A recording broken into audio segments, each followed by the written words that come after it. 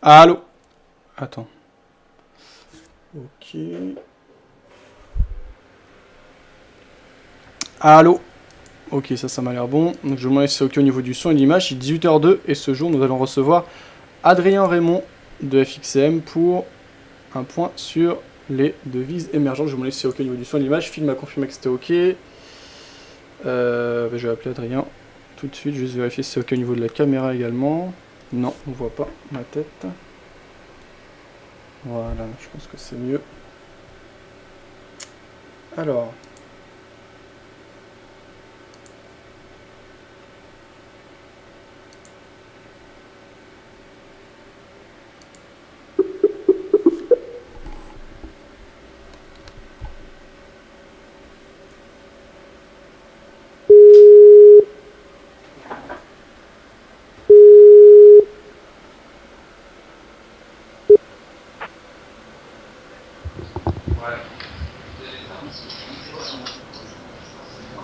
Allô? Allô, Oui, Adrien? bonjour, bonjour Fabien. Ouais, salut, ça va? Très bien, très bien. Ok, parfait. Donc voilà, on vient de se connecter avec Adrien Raymond. Je vais vous demander si c'est ok au niveau du son de Adrien Raymond. Et on va pouvoir commencer donc ce point spécial avec Adrien Raymond, analyste chez FXM, sur les devises des pays émergents, notamment sur la lire turque. J'attends vos confirmations s'il vous plaît sur le chat écrit. Je rappelle, cette émission sera disponible en différé également sur notre chaîne YouTube et sur le site. Ok, c'est confirmé. Donc salut Adrien, je te laisse partager ton écran et puis bien si tu veux commencer à nous faire une présentation de ce dont tu vas nous parler aujourd'hui. Ok, très bien. Donc bonjour à tous, je m'appelle Adrien Raymond, j'imagine que pas mal d'entre vous me connaissez déjà.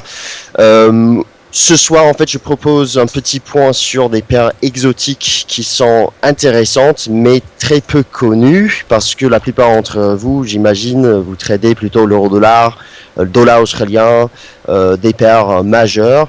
Je m'intéresse en fait à certaines devises exotiques, notamment la lire turque en ce moment, parce que la semaine prochaine, nous verrons en fait la Banque centrale en Turquie décider sa politique des taux pour le mois de juillet, août aussi, et il est quand même possible que l'on voit une hausse de taux.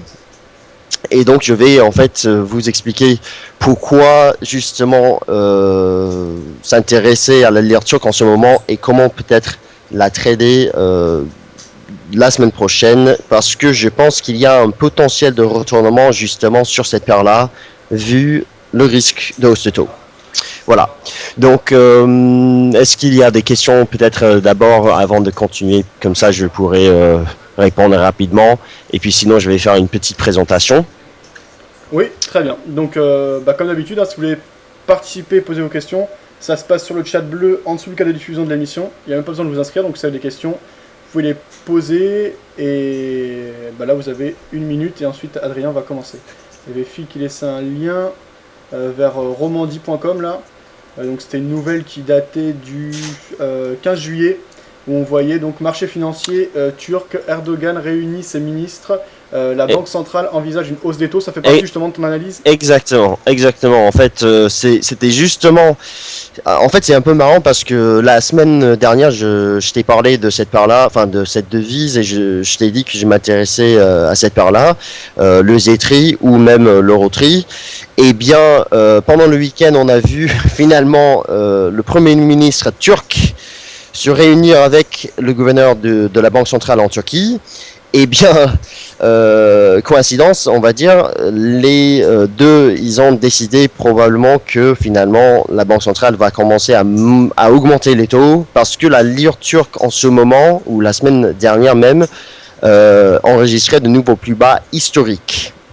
Et en fait, c'est exactement le même scénario que ce qu'on a vu en 2011. Si je viens juste rapidement sur un graphique de prix, en 2011, on était ici. En fait, la lire turque était sur ses plus bas historiques face au dollar américain. Et on a malheureusement pour les Turcs, en fait, cassé ses plus bas historiques sur la lire turque. Donc, en fait, ça c'est la paire USD-TRI. Donc, en fait, c'est l'inverse. En gros, donc le dollar américain sur ses plus hauts historique face à la lire turque. Et en fait, c'est là où justement la Banque centrale a intérêt à faire apprécier la lire turque, comme elle a fait en 2011, et voilà le résultat. Ici, il faut dire que l'on a vu la Banque centrale monter ses taux, je crois, je sais pas combien de points de base, je pense que c'était plus 600 points de base déjà. Eh bien, je pense que le taux, il est passé de 4%, 5%, quelque chose comme ça, à 11,5 ou 12%. Il faut vérifier sur le site de la Banque centrale, mais dans tous les cas, ça a entraîné un retournement du marché. Et justement, on voit aujourd'hui que peut-être il y a un retournement qui commence à prendre forme, mais il faudra voir la semaine prochaine. C'est pour cette raison que je m'intéresse à cette devise, la lire turque, et notamment à l'USD en ce moment. En fait, c'est la même histoire qu'avec l'euro aussi, parce que ce sont les plus hauts historiques de l'euro-tri. Donc, on va dire même champ de bataille, la lire turque sous pression. Et forcément, si l'on va voir la Banque centrale la semaine prochaine monter ses taux, on pourrait voir finalement un retournement au moins sur le court terme. Et quelque chose donc à faire. Pour donc revenir sur justement les fondamentaux, et puis je vais parler plutôt d'autres paires si on veut. Eh bien, j'ai préparé quelques graphiques juste pour vous montrer ce qui se passe sur les paires, les devises exotiques en ce moment. Alors, je ne sais pas si vous pouvez bien voir. Voici donc la progression du dollar américain contre plusieurs devises exotiques, enfin plutôt en fait des devises de carry trade. Donc j'ai fait ce petit graphique cet après-midi avec d'abord la lire turque, le rand sud-africain, le peso mexicain, le zloty polonais, le forint hongrois et le dollar australien. Alors vous remarquez en fait que entre 2010, plutôt 2011 même, et aujourd'hui, le dollar australien, c'était la devise la plus forte parmi ces devises de carry trade. Normal, l'Australie, c'est quand même un pays avec une économie assez puissante, assez robuste. Maintenant, pour les pays émergents, comme la Turquie, comme l'Afrique du Sud, avec le rand sud-africain, comme même le zloty polonais, on a vu quand même des performances divergentes. Par exemple, ici, on voit en vert ici le peso mexicain, il performe plutôt bien. Par contre, la lire turque et le rand sud-africain étaient quand même, déjà la lire turque sur ses plus bas historiques et le sud-africain aujourd'hui sur ses plus bas, je crois, de 5 ans depuis 2008 lors de la crise aux États-Unis. Eh bien, vous voyez qu'il y a certains pays qui sous-performent ou certaines devises qui sous-performent et d'autres devises qui tiennent beaucoup plus. Alors Adrien, j'ai une question. Oui. Donc actuellement, c'est combien le taux d'intérêt par rapport à la lire turque ? Alors le taux d'intérêt, il faut dire que justement on peut regarder rapidement parce que je regardais ça tout à l'heure. Sur le site de la Banque centrale, je pense que c'est à 4. Alors déjà, en fait, ils ont baissé les taux ici en avril. Donc ça, c'est le taux overnight, donc du jour au jour, qui a été ramené à la baisse encore une fois. En fait, depuis 2011, lorsqu'ils ont augmenté les taux, on peut regarder ici. Voilà, c'était là où on a eu vraiment la hausse des taux en Turquie. Eh bien, depuis, en fait, ils baissent les taux. On est passé de 12,5% sur le taux d'emprunt, donc le taux auquel les banques turques se refinancent auprès de la Banque centrale en Turquie. Qui est énorme, 12,5%. Exactement, et c'est exactement pour cette raison qu'on a vu la lire turque se redresser en fin 2011, parce que 12,5, ça attire forcément les banques qui font du carry trade. Oui. Donc on a par la suite, il faut dire qu'il y avait un problème d'inflation ici, on a par la suite vu une régularisation de la politique des taux en Turquie, et aujourd'hui on se situe à 6,5, donc 6,5%. D'accord, c'est déjà vraiment élevé, parce que je crois que même au plus haut, par rapport par exemple au dollar australien, on était à 5 et quelques. Donc on est encore vraiment haut exactement, en termes de... Exactement. Donc à ton avis, qu'est-ce qui fait que la lire turque étaient si largement vendus, puisque théoriquement, si on a des taux si élevés, c'est censé plutôt attirer les capitaux, puisqu'on a un fort rendement sans prendre de risque, déjà de base. Alors après, on est soumis aux variations du marché, c'est sûr, mais déjà partir avec un avantage de plus 6,5, c'est assez énorme. Quelles sont les raisons, peut-être que tu vas en parler après?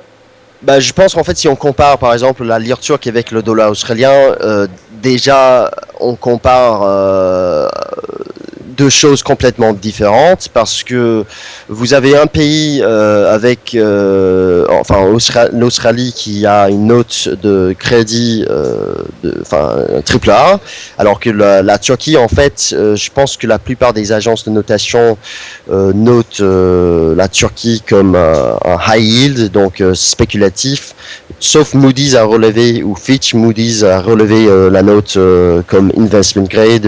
Bon, en gros, le risque de crédit en Turquie n'est pas du tout le même risque en Australie. Donc forcément, en fait, il y a beaucoup plus d'investisseurs qui sont intéressés par exemple, le secteur minier en Australie, par exemple, ou même le secteur financier. Alors qu'en Turquie, en fait, on voit quand même un risque de crédit et aussi, on va dire, des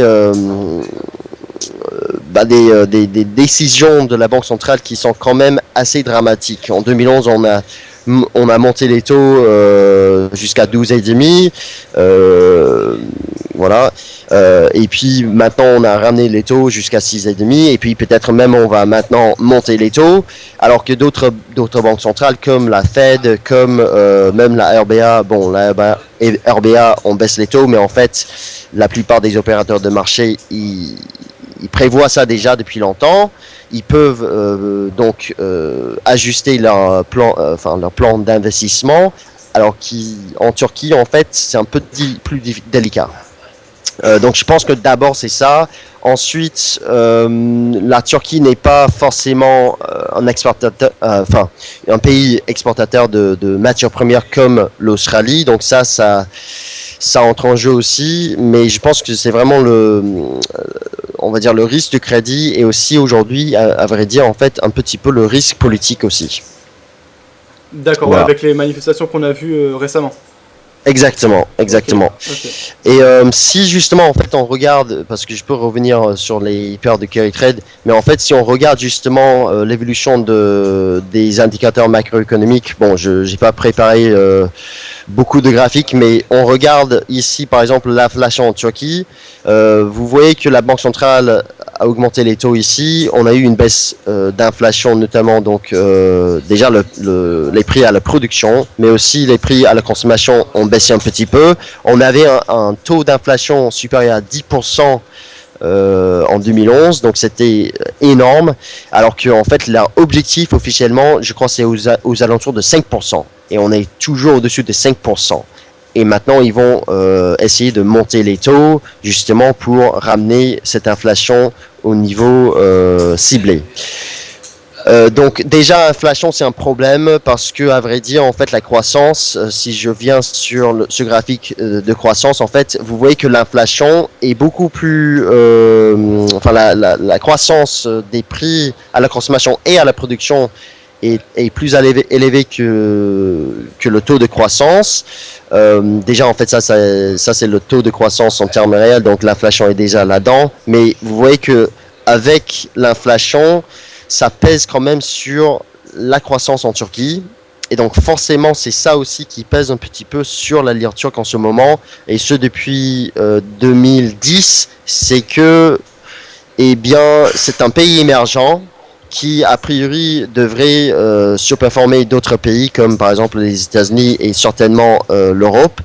Et en fait, on voit toujours un taux de croissance inférieur à 2%. Donc c'est un peu un déboire sur le front de la croissance. Et avec une inflation au-dessus de, maintenant, je crois que c'était au-dessus de 6% toujours, au-dessus même de 8% le mois dernier, eh bien, c'est un peu difficile de vouloir investir en Turquie. Si on revient aussi... Ça, c'est donc plutôt des points négatifs par rapport à la lire turque. Après, je pense que ce qu'il faut bien garder à l'esprit, c'est ce qui a déjà été pricé et ce qu'on anticipe. On a vu là qu'on était sur des plus bas historiques sur la lire turque. À ton avis, toi, justement, toutes ces informations sont déjà pricées dans le cours actuel de la lire turque ? ou pas? Aujourd'hui, je crois. Aujourd'hui, je crois, et justement, en fait, je crois justement parce que on n'est pas loin des plus hauts historiques, et maintenant on parle d'une hausse de taux en Turquie, donc en fait, la psychologie du marché pourrait justement changer. Et je crois effectivement que tout ça, déjà bon, les incertitudes politiques, ça c'est quelque chose qui pourrait à tout moment s'intensifier. On le sait tous avec l'Égypte. Alors la Turquie n'est pas du tout la même chose, mais pourquoi pas.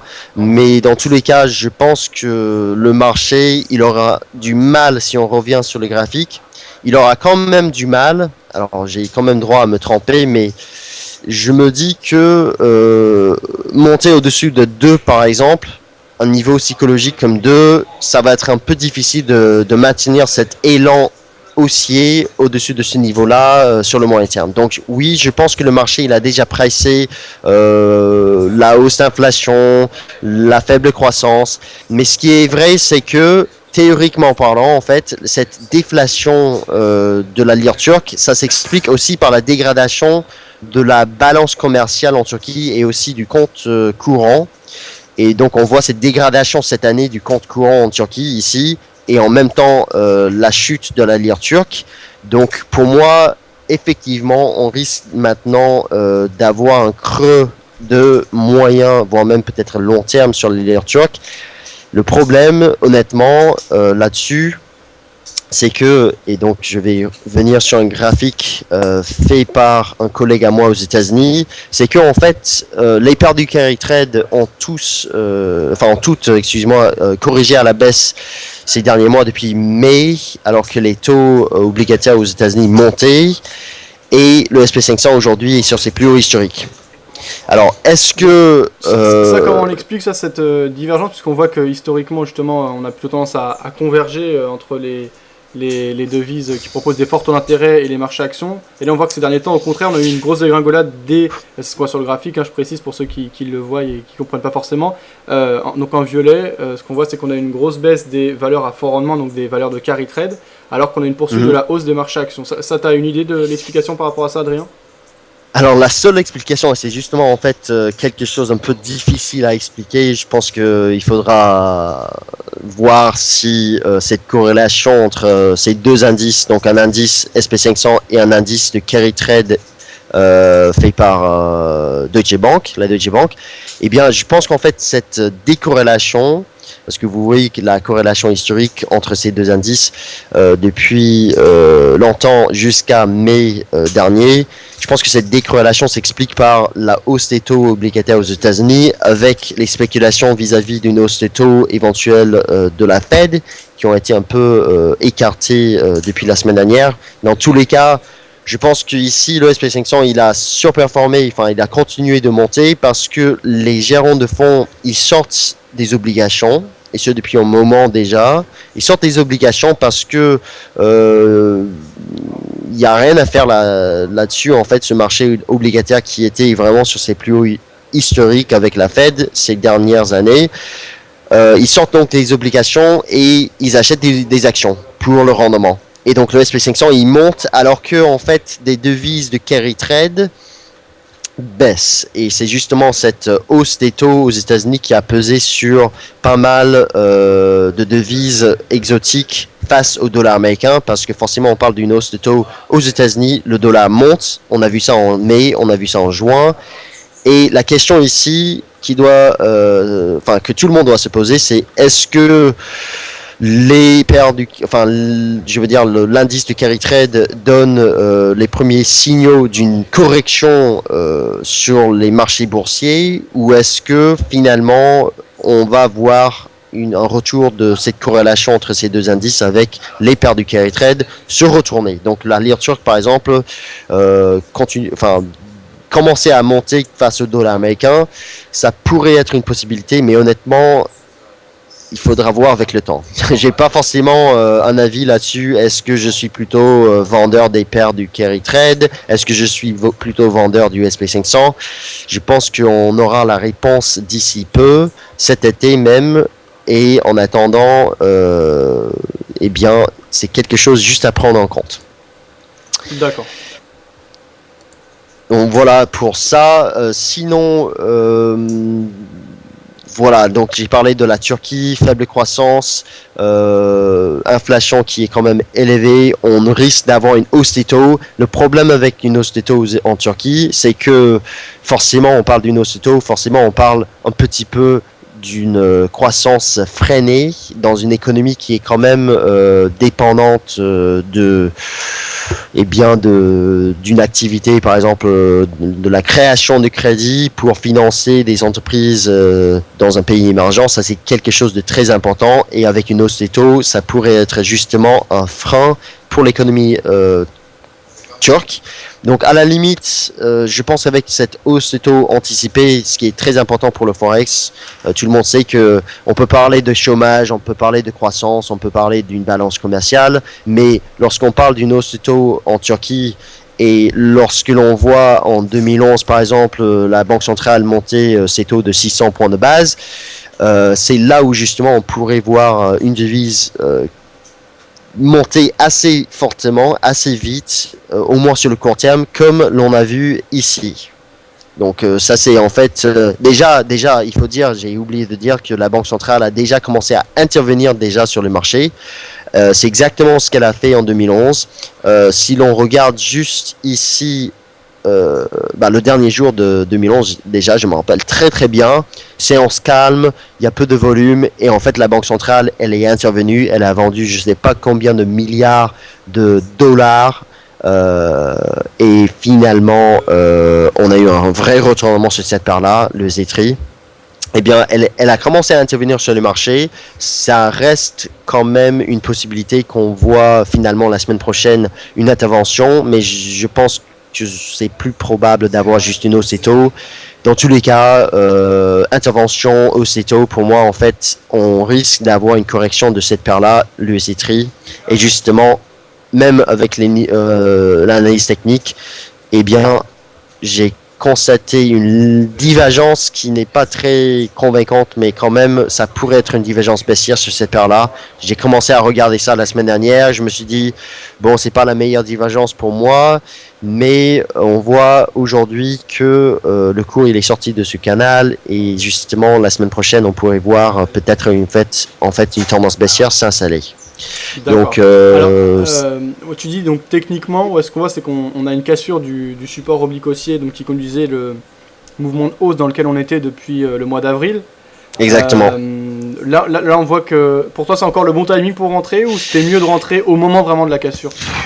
Alors je dirais en fait c'est un peu trop risqué d'entrer maintenant, parce que à vrai dire on a une tendance haussière, c'est une paire exotique, donc trader une paire comme le Zetri c'est pas la même chose que trader une paire comme l'euro-dollar. Il faut des stops plus larges, déjà le spread sur ces paires là peut s'élever déjà pendant la nuit. J'ai vu déjà surtout après la clôture de Wall Street le soir, peu de volume, j'ai vu le spread déjà interbancaire monter jusqu'à par exemple 80 pips, c'est énorme. Oui. Donc c'est vraiment une paire qu'on ne traite pas en intraday, on traite plutôt sur le moyen terme avec des stops larges, faible levier parce que cela nécessite des stops larges, et puis honnêtement jouer des cassures j'ai beaucoup plus du mal, parce que certes, on sort d'un canal aujourd'hui, ou enfin plutôt hier, avec Bernanke en continu, mais il y a quand même des supports plus bas, et je serais vraiment pas surpris de voir en fait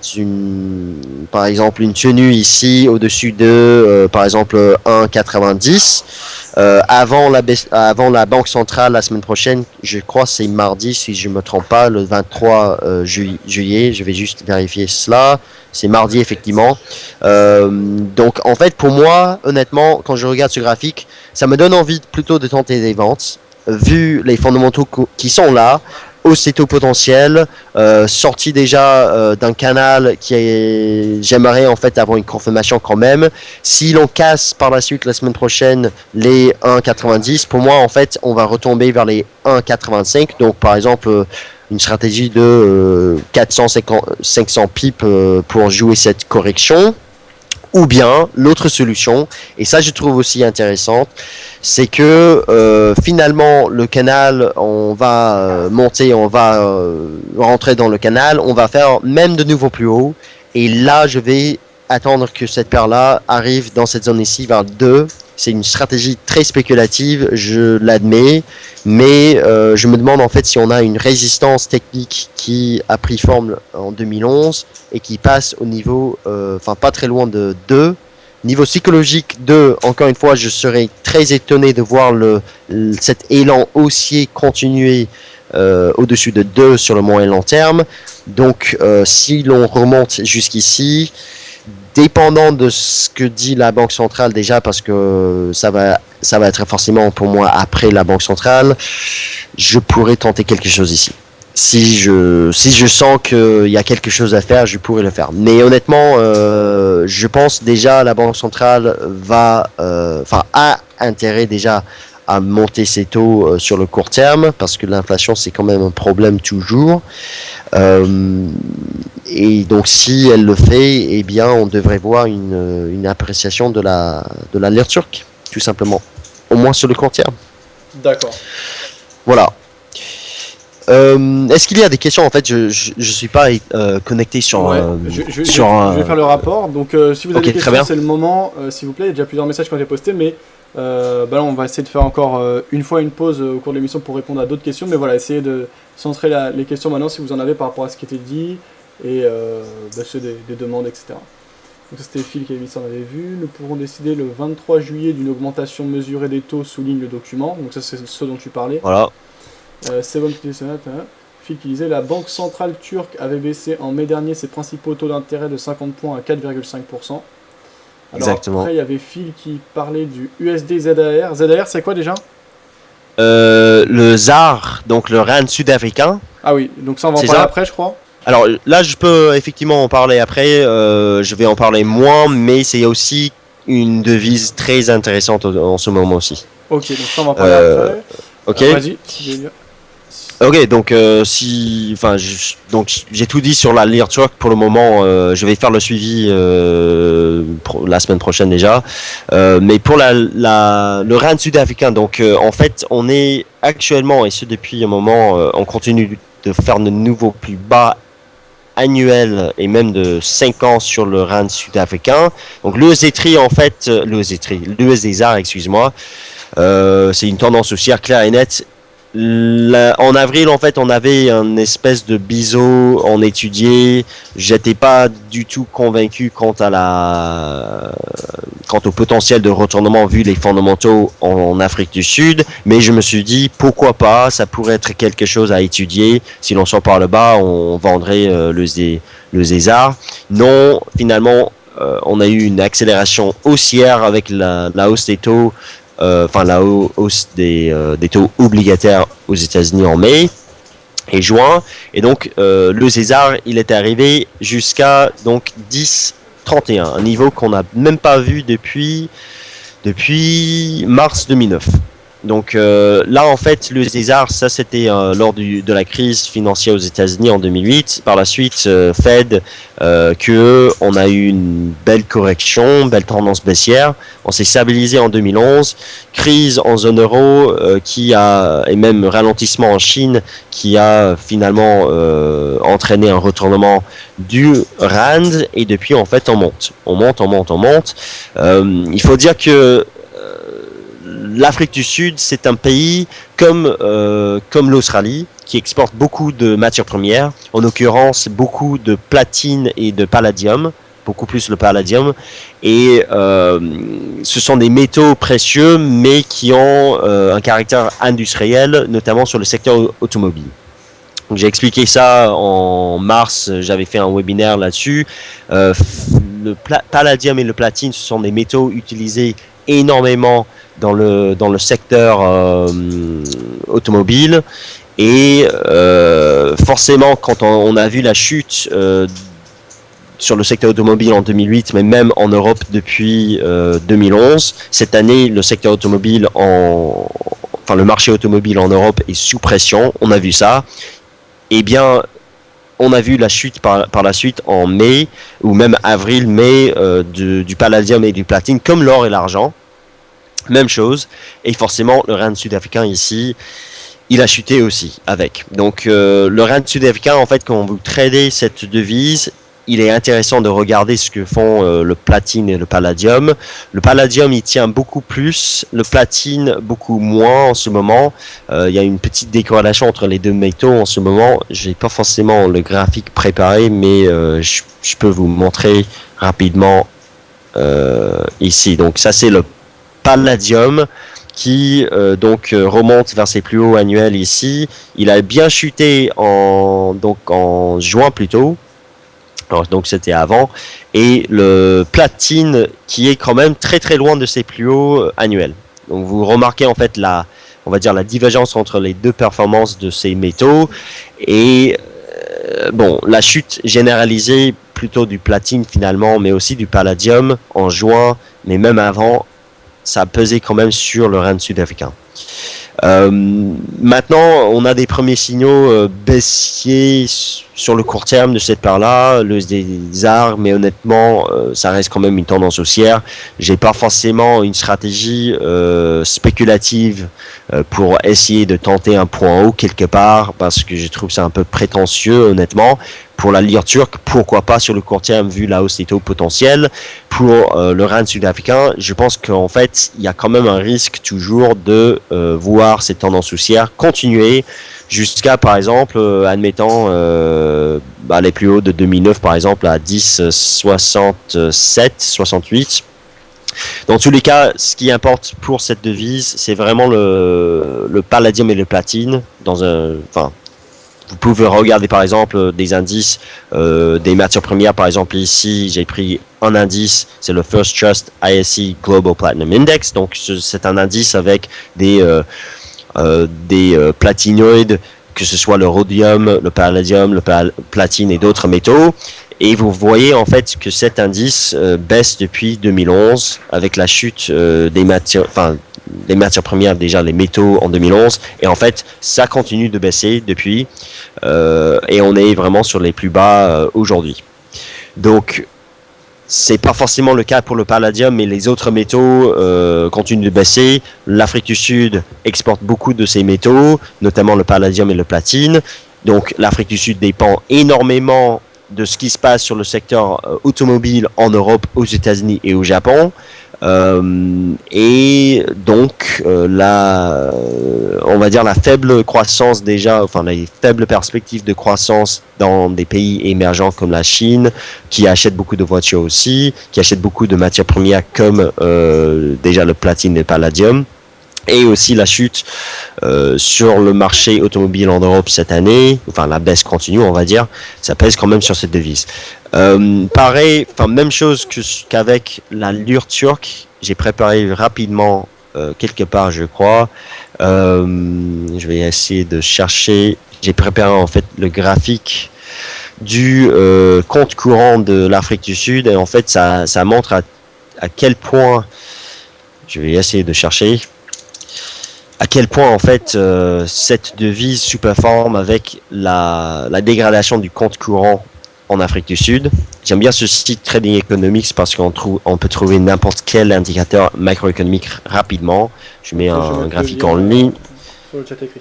C'est un très bon site pour regarder rapidement les indicateurs macroéconomiques. C'est très efficace. Donc vous voyez en fait depuis, je peux même mettre 2000, cette baisse, cette chute du compte courant en Afrique du Sud qui quand même a pesé aussi sur le rand sud-africain. Donc une devise en fait, ça baisse, enfin théoriquement parlant, ça baisse avec une dégradation du compte courant d'un pays. C'est exactement le cas pour la Turquie, c'est exactement le cas pour l'Afrique du Sud.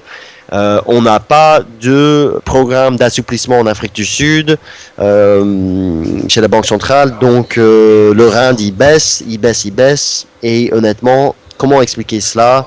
C'est déjà le risque du crédit, encore une fois. J'ai vu quelques rapports sur les banques en Afrique du Sud, enfin les banques sud-africaines, comme quoi il y a quand même des risques avec le crédit, comme en Chine d'ailleurs.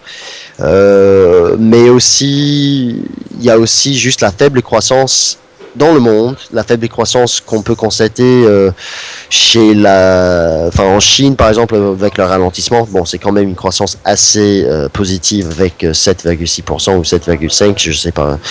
Mais dans tous les cas, le monde c'est une croissance aux alentours de 3,5 attendue cette année, même 3,3 je crois. Donc pas grand chose comparé à ce qu'on a eu en 2005-2006. Et ces devises, en fait, comme le dollar australien, ça dépend énormément de la croissance dans le monde parce que ce sont des pays qui exportent, que ce soit le Brésil, la Chine, la Turquie, l'Afrique du Sud, même la Pologne. Ce sont des pays exportateurs, donc quand il n'y a pas forcément de demande dans des pays développés comme l'Europe par exemple, même le Japon jusqu'ici, c'était quand même une faible demande intérieure, eh bien ce sont des devises qui sous-performent énormément. Et l'intérêt de trader le rand sud-africain, la lire turque, ou même, je peux vous montrer rapidement d'autres graphiques, par exemple le zloty polonais, par exemple, ce sont des devises qui poursuivent des tendances claires. Et donc en fait, un trader qui traite le rand sud-africain, par exemple, chaque fois qu'on travaille cette ligne de tendance qui passe par les plus bas de 2011 ici, par les plus bas de 2012 et par les plus bas de 2013 là, et bien chaque fois qu'on travaille cette ligne de tendance, il suffit d'acheter. Des fois on a l'impression que ça peut casser, des fois moi j'avais l'impression que ça pouvait casser ici, non, finalement en fait on tient le support, quand ça commence à monter on achète, et puis en fait des fois on prend même un mouvement puissant pour gagner. Par exemple ça fait un mouvement, je crois, admettons qu'on achète au milieu ici, quand ça commence à monter, ça fait donc 11 500 pips. Ou même avec la sortie de ce triangle, mieux encore, j'ai dit là en fait c'est achat, c'était sur notre forum, ça fait donc presque 10 000 pips. Donc c'est quand même quelque chose de très intéressant, même si à l'achat, quand vous shortez le rand sud-africain, bien évidemment en fait le rollover ça coûte un peu cher. Mais sachant qu'ici on est monté de 10 000 pips en quelques semaines, les gains avec le mouvement du prix, ça reste quand même beaucoup plus important que les pertes avec le rollover. Donc, alors ceci dit, comme je reviens à ce qu'on disait tout à l'heure par rapport au carry trade, quand on a des prises de position, notamment sur de moyen terme, sur des paires de carry trade, il faut mieux vraiment saisir des signaux dans le sens du taux d'intérêt, puisque ça nous fait une probabilité bien plus forte, parce que même si on se trompe un peu, on peut gagner de l'argent, même si on se trompe complètement, ça atténue notre perte, et par contre si on gagne, ça peut avoir un double effet, à la fois empocher le taux d'intérêt, plus empocher la variation. Alors est-ce que d'après toi c'est cohérent quand même d'aller contre un taux d'intérêt qui est assez fort? Alors de combien il est le taux d'intérêt par rapport justement à cette devise africaine? C'est une bonne question. En fait, en Afrique du Sud, je sais pas du tout. Je peux regarder en fait le rollover sur la plateforme, sur notre plateforme rapidement, mais en fait pour le taux d'intérêt, honnêtement, je connais beaucoup plus les taux, la politique de taux en Turquie. J'essaie d'avoir une spécialisation là-dessus, mais sinon, je vais juste rechercher. Je pense que c'est aux alentours de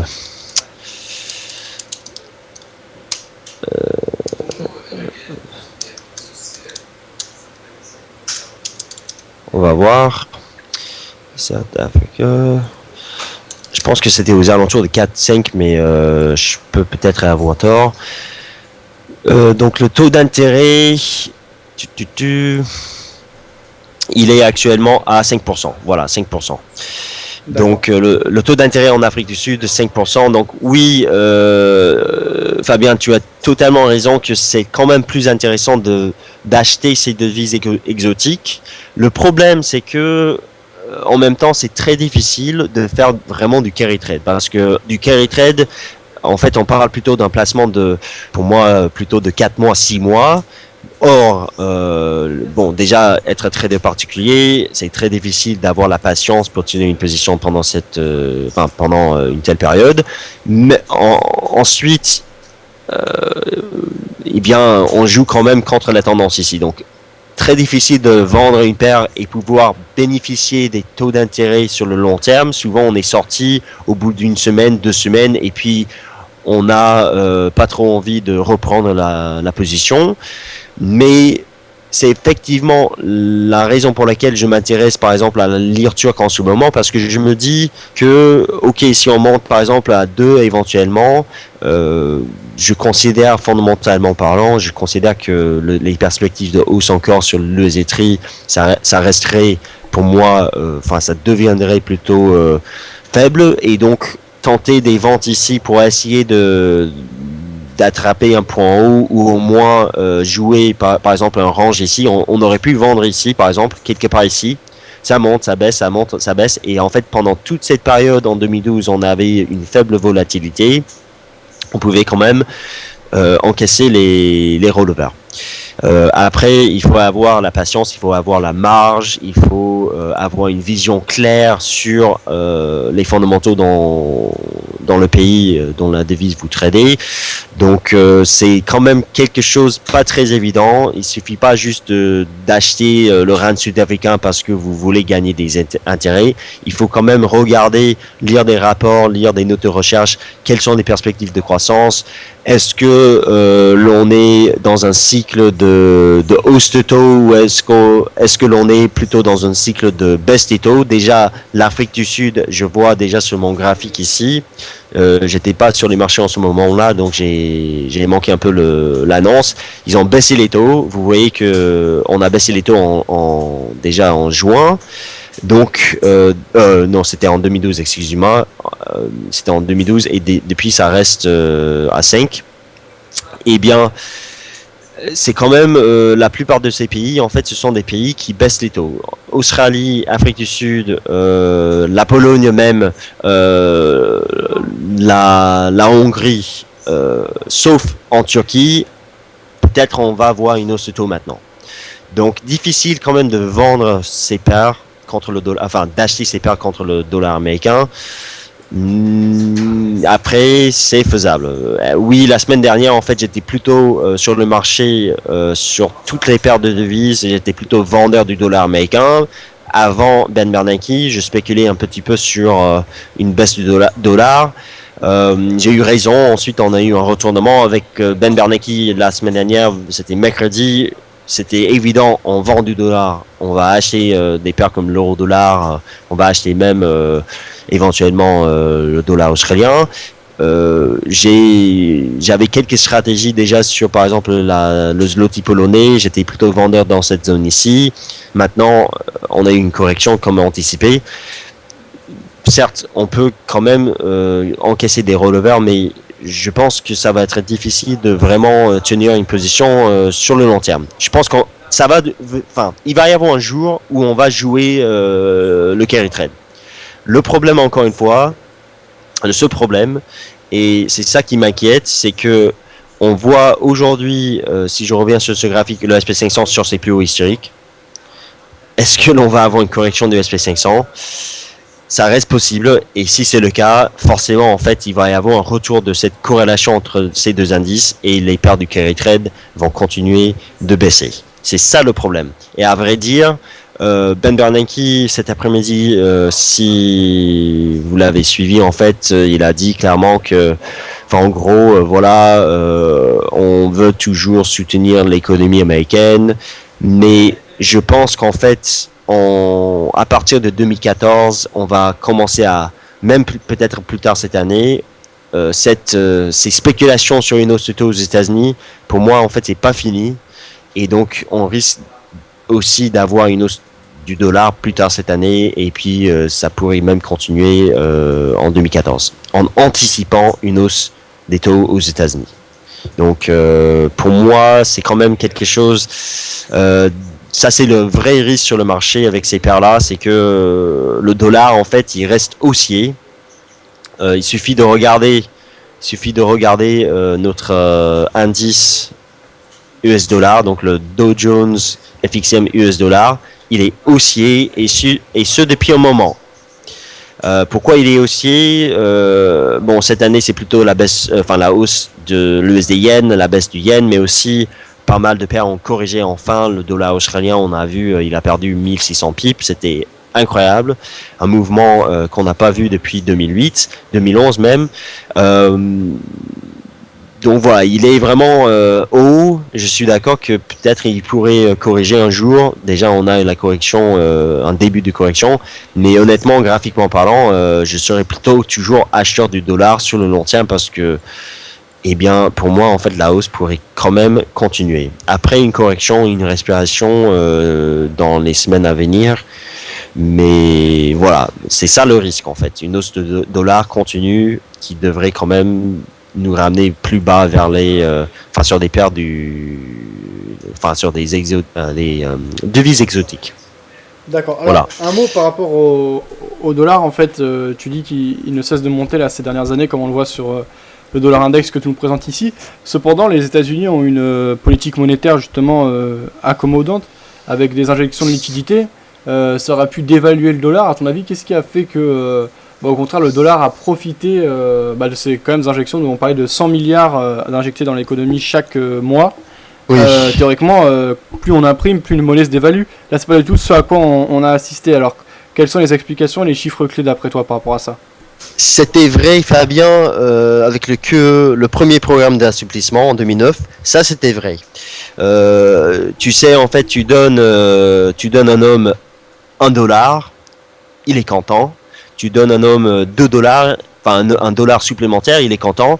$100, $200, $1000, $10,000. Chaque dollar, en fait, que tu injectes sur le marché, il devient de moins en moins content. Donc, en fait, il y a un rendement décroissant de l'utilité, on va dire. C'est comme ça que je vois les choses.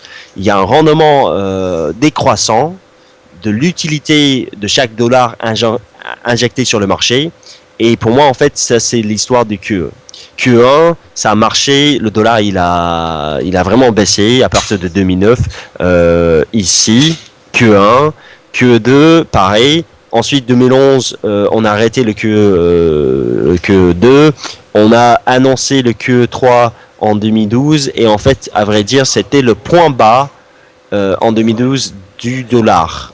C'était quasiment les points bas, mais c'était le point bas. En fait, le jour même, ils ont annoncé le QE3. Le dollar, il s'est retourné à la hausse. Et en fait, pour moi, en fait, le QE3 et l'augmentation du QE3 par la suite, et même l'opération de twist, ce sont des choses qui ont beaucoup moins d'impact sur les marchés, surtout le marché financier.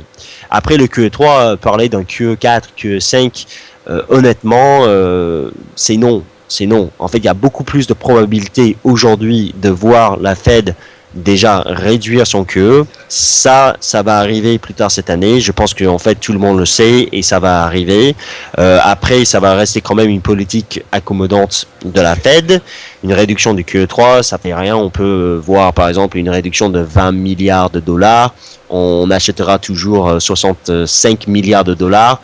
Ça fait quand même un sacré programme d'assouplissement. Mais pour moi, c'est juste ce rendement utilitaire décroissant qui fait en sorte que le dollar il monte. Parce que cette politique de la Fed, elle est pricée depuis longtemps par le marché. Depuis longtemps. Et maintenant, en fait, on va pas avoir une augmentation de QE, à moins de voir une nette dégradation de la situation macroéconomique aux États-Unis, qui pour le moment n'est pas le cas et qui pour le moment n'est pas prévisible.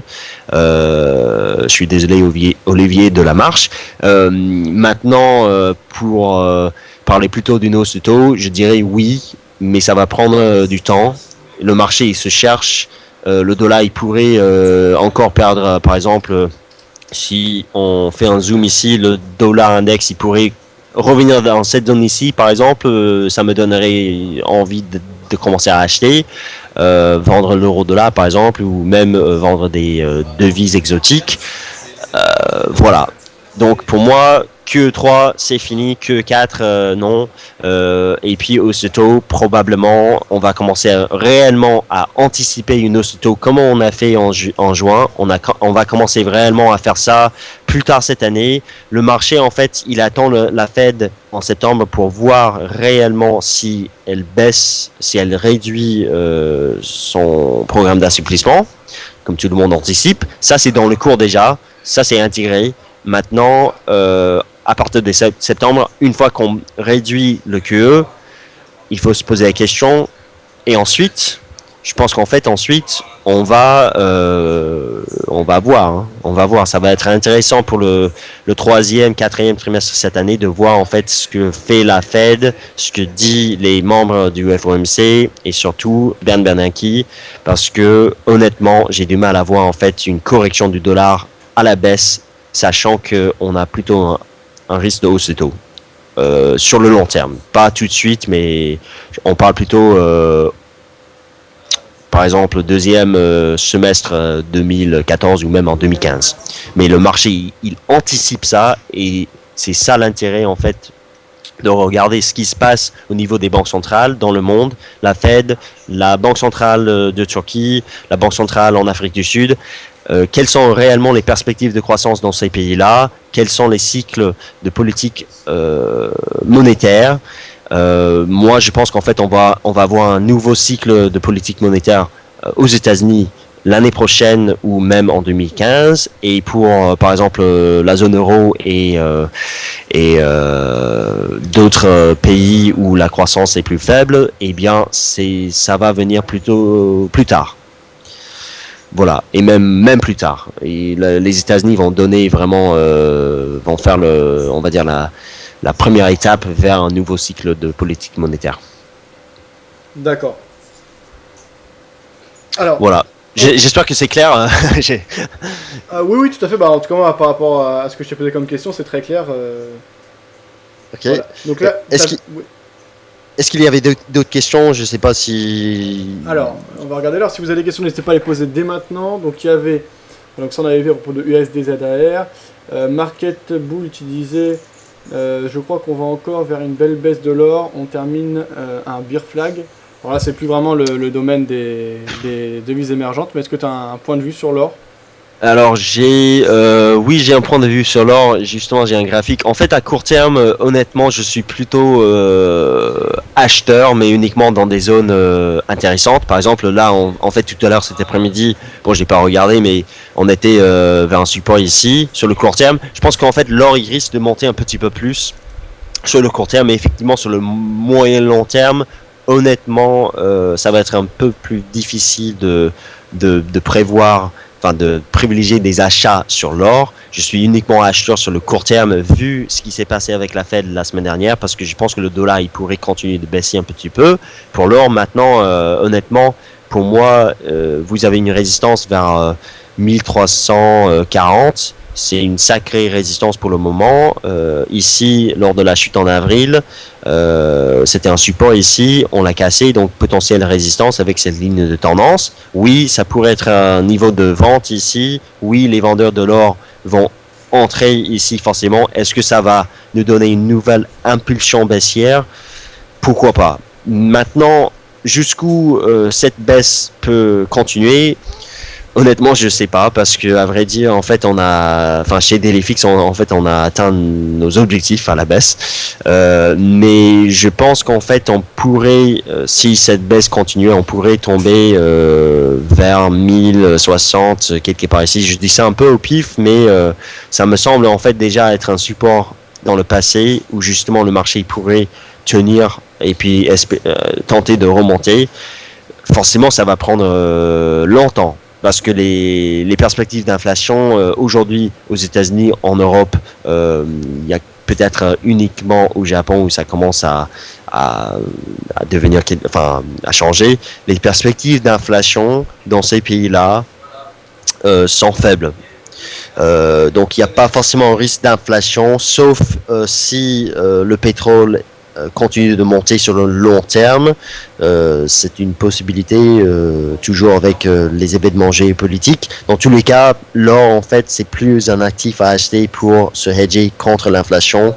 Ça va venir plus tard, mais honnêtement non. On va probablement continuer effectivement de baisser. La question c'est où vendre. Pour moi en fait les vendeurs de moyen terme ils attendraient ici.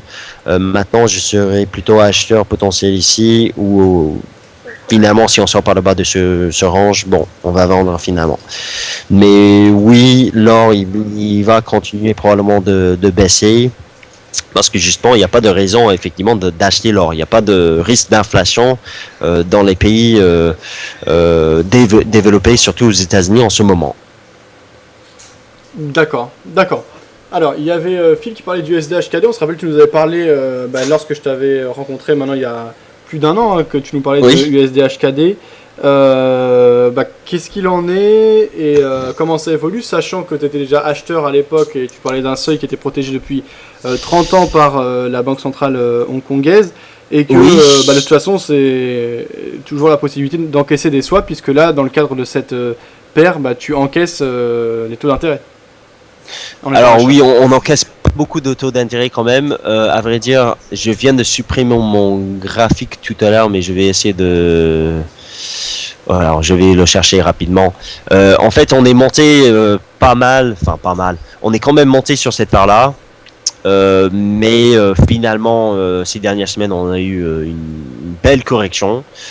Je reste toujours quand même acheteur sur cette paire-là, sur le long terme, parce que c'est juste quelque chose, en fait, c'est pas uniquement sur le USD-HKD qu'il faut jouer les marchés, parce que c'est pas forcément là où on va espérer de beaux gains, mais c'est quelque chose effectivement à mettre dans un portefeuille pour justement avoir un actif qui peut quand même monter. Ça va prendre du temps.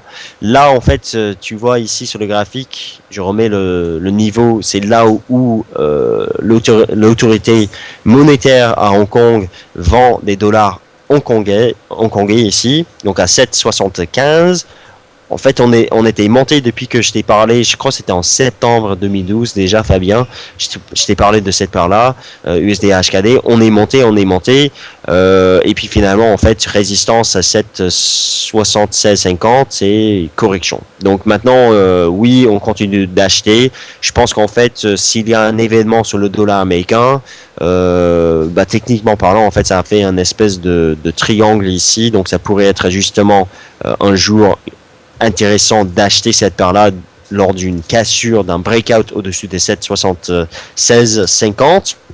Mais sinon, en fait, si on revient ici, c'est pour acheter encore une fois. Et encore une fois, c'est pas pour mettre tout le capital de votre compte trading sur USD-HKD, parce que réellement, vous ne pouvez pas espérer gagner grand-chose, parce que en gros, la bande de fluctuation de l'USD-HKD, elle est quand même étroite, mais c'est quand même quelque chose à mettre dans un portefeuille. Et puis, on achète la paire vers 7,75 et on oublie la position par la suite. On laisse juste courir la position en espérant que sur le long terme, on monte. Et l'objectif toujours pour moi sur le long terme, ça reste aux alentours d'ici, vers, je vais dire, les 7,80, même un petit peu plus haut.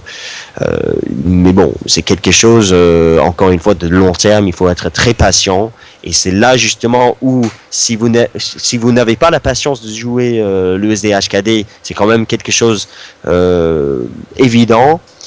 Vous n'avez pas non plus la patience de jouer les paires du carry trade pour jouer justement les rollovers. Parce que c'est justement la difficulté de ces paires-là, c'est de tenir et d'avoir en fait une vision de long terme sur ces paires-là pour jouer justement quelque chose que vous anticipez dans un an, ou 6 mois, 9 mois, 1 an ou même plus.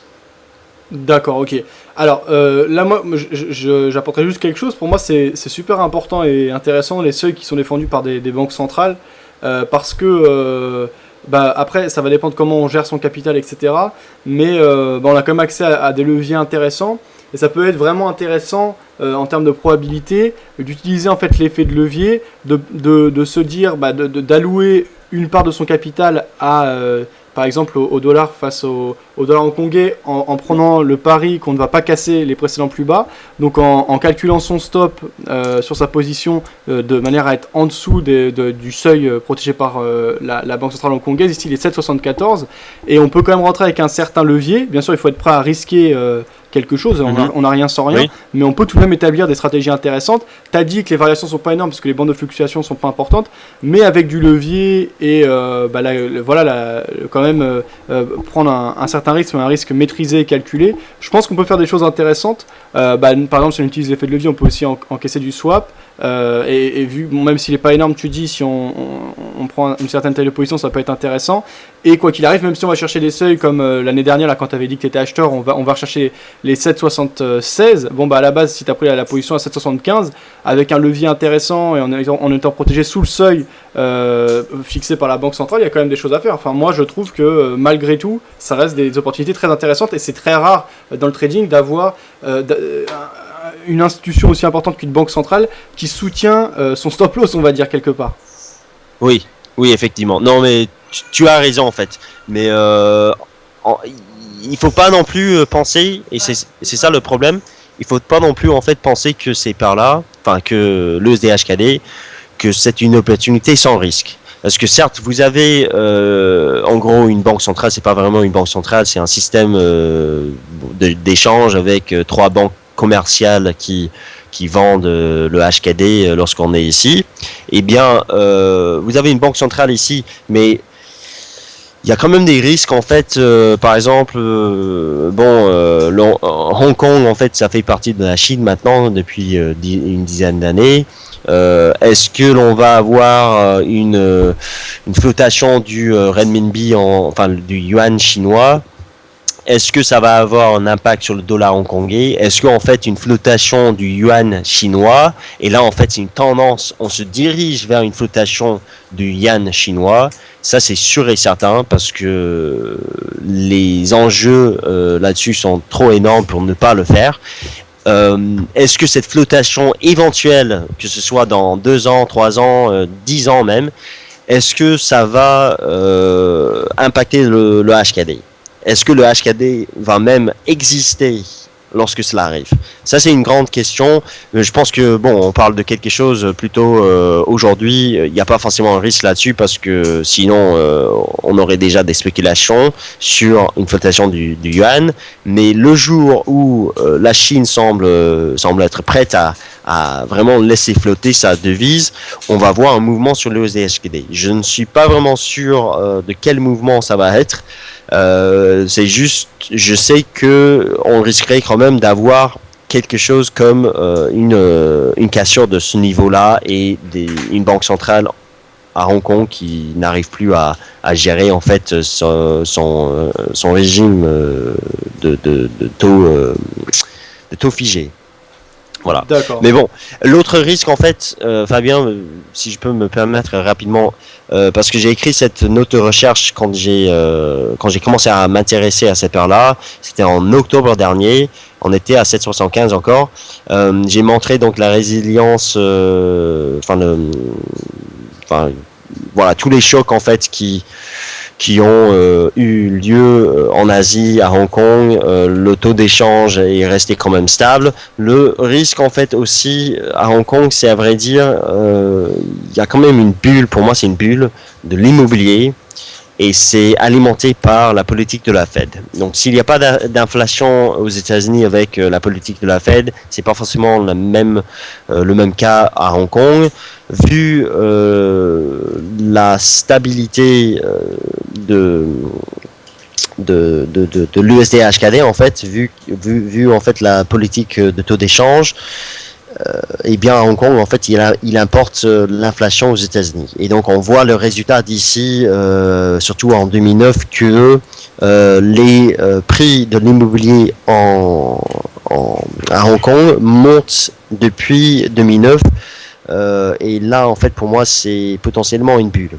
S'il y a une bulle, ça quand même c'est aussi un risque parce que s'il y a une bulle en fait la banque centrale, enfin les autorités hongkongaises pourraient un jour changer sa politique de taux, c'est tout, de taux d'échange. Mais bon, on parle des risques de long terme, on parle de choses qui pourraient arriver. Après, oui, acheter ici, je défends toujours cette stratégie. Je veux juste qu'en fait que tout le monde soit conscient des risques parce que je ne mettrai jamais tout mon compte de capital, enfin tout mon compte de trading sur cette paire-là, sachant que, admettons qu'un jour finalement on a un éclatement de la bulle à Hong Kong, bulle immobilière, la banque centrale, enfin les banques commencent à dire bon, on va changer le système, on va élargir la bande de fluctuation, ce qu'ils ont fait déjà en 2005. Là, en fait, par exemple, on a une bande de fluctuation qui passe une bande limite de 7,75 à, par exemple, 7,73. On se retrouve ici, on a peut-être très mal si on n'a pas géré notre risque.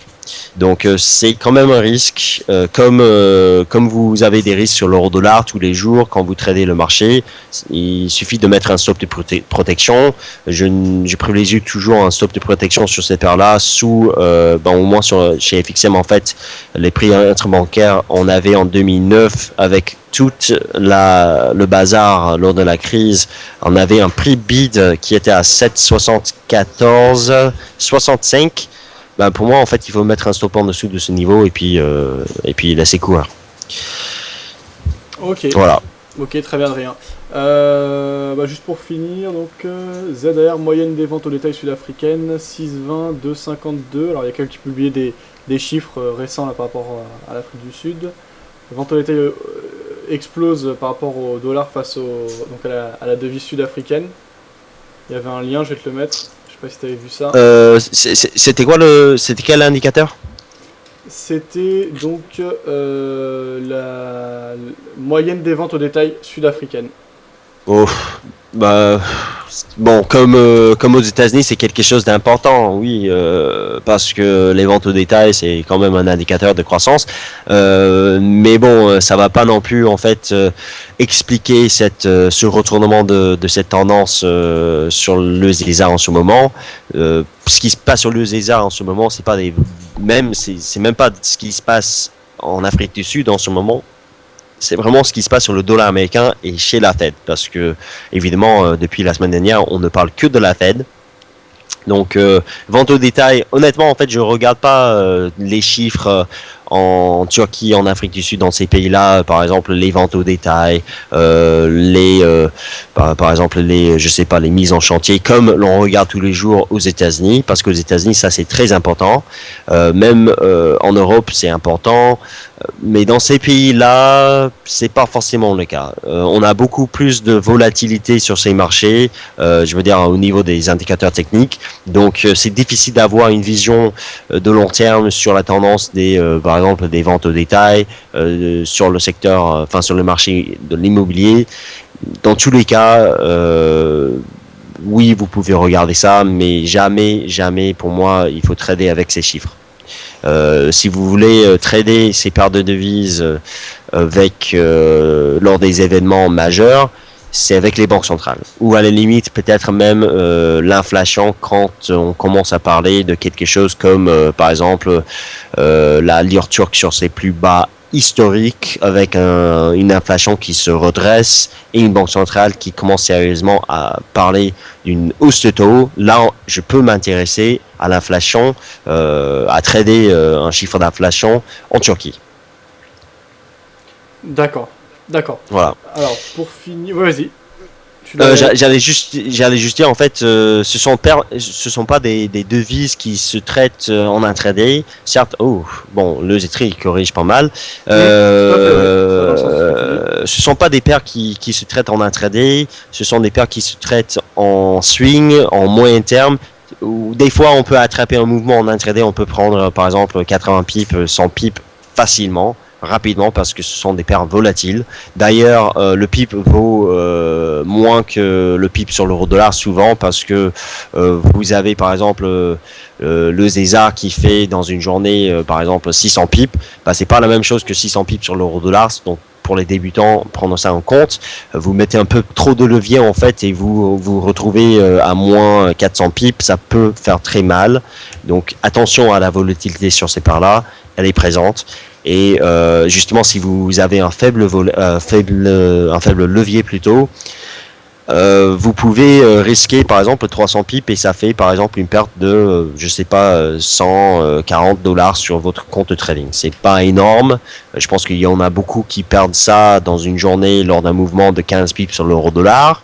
Voilà, il faut juste savoir gérer son risque et j'ai pas forcément des astuces à part de faire attention avec le levier, prendre en compte la volatilité. Je pense qu'en fait, il faut juste essayer de traiter ses paires d'abord en démo et puis essayer de regarder en fait les mouvements, constater comment ces paires-là réagissent aux sentiments sur le marché, comment ces paires-là réagissent lors d'une cassure d'un niveau comme l'on casse aujourd'hui, par exemple. Aujourd'hui, on casse ce niveau ce support. J'avais l'impression que, j'avais un peu peur, à vrai dire, de vendre maintenant.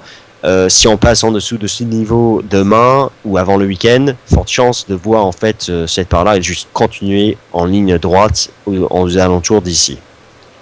Voilà. Ok, bah merci Adrien pour toutes ces informations. Donc quelques mots à propos de FXM et DailyFX. Quand est-ce qu'on peut te retrouver et quelles sont tes actualités? Eh bien, vous pouvez me retrouver tous les matins 9 à 15 pour mon point de marché Good Morning CAC 40. Je pense que beaucoup d'entre vous connaissez déjà mon point de marché. Je parle souvent de ces parts-là quand je vois quelque chose à faire.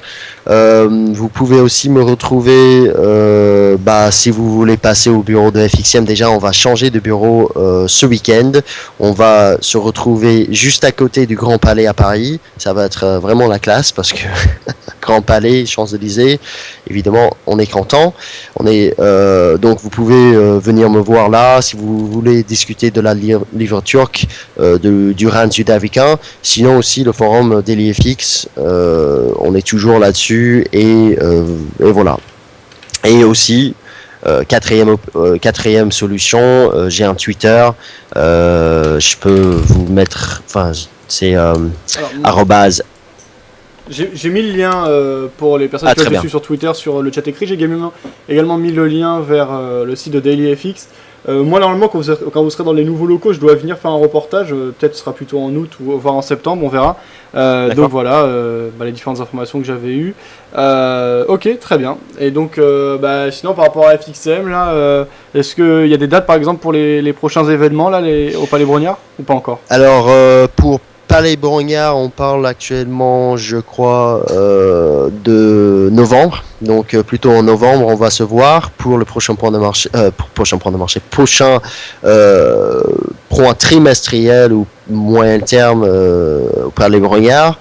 Sinon, je crois en fait en septembre, en fait, on va, moi et Vincent Sagan, on va faire un tour dans plusieurs villes en France en partenariat avec Univers Bourse, donc Alan Weissrock.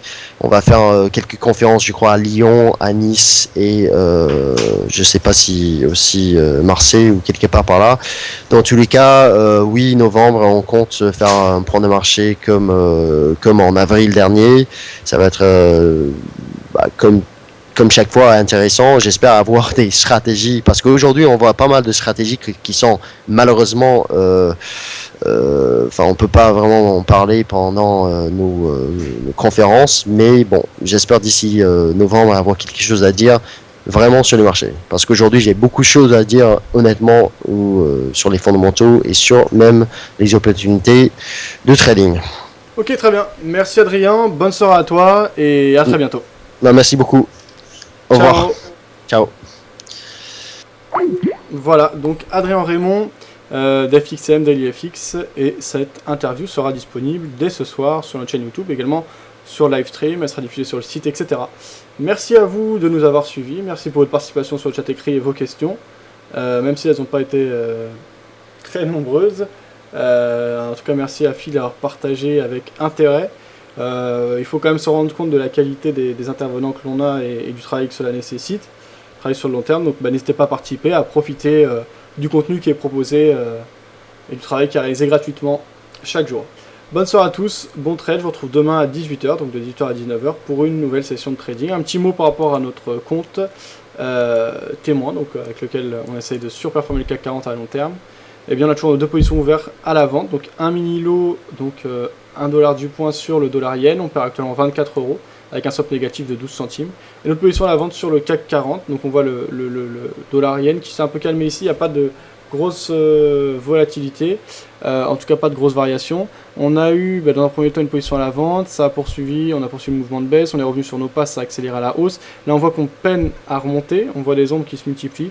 Les vendeurs ne parviennent pas pour autant reprendre en main le marché, on est sur une zone qui était pas mal travaillée ces derniers jours, donc on va voir si effectivement on a des vendeurs qui reprennent en main le marché ou si ça joue contre nous. En tout cas j'ai toujours un biais baissier. Du côté de... Alors il y a une réunion importante cette nuit, je ne sais pas ce qu'elle a donné exactement par rapport à l'économie japonaise, on verra ça demain. Par rapport au CAC 40, le CAC 40 voilà, qu'on a ici en journalier, c'était une journée plutôt haussière ce jour. Donc on a bien baissé, et puis on est revenu sur nos pas, et on a eu un retour assez fort de la part des acheteurs. Donc sûrement de la news, j'ai pas eu le temps, je bosse sur pas mal de choses en ce moment par rapport au site, donc de regarder, mais il y a eu des variations particulièrement importantes, donc je verrai ce qui s'est passé du côté des news. Si vous avez l'information, n'hésitez pas à l'indiquer sur le chat écrit. Bonne soirée à tous, bon trade, et à bientôt sur videobourse.fr. Ah oui, un petit mot. Regardez le dessin, vous le voyez à la une en haut à gauche, c'est réalisé par Jade, ça aussi c'est du boulot. Voilà, donc c'était un dessin humoristique à propos du G8 qui a eu lieu récemment. Et vous voyez l'évasion fiscale qui était l'un des thèmes. Et donc c'est un petit dessin humoristique, un petit clin d'œil justement par rapport à ce G8. Bonne soirée à tous, à bientôt.